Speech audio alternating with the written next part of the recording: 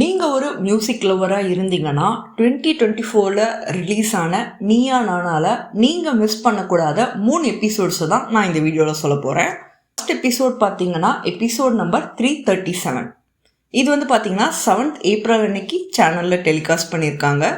தமிழ் திரையின் தத்துவ பாடல்கள் அப்படிங்கிற டாப்பிக்கில் ஒரு சைடு சிங்கர்ஸும் இன்னொரு சைடு மியூசிக் லவ்வர்ஸும் உட்காந்து அழகாக டிஸ்கஸ் பண்ணியிருப்பாங்க. உண்மையிலே இந்த எபிசோட் ஒரு நல்ல மோட்டிவேஷனல் எபிசோட்னே சொல்லலாம். செகண்ட் பார்த்தீங்கன்னா எபிசோட் நம்பர் 361.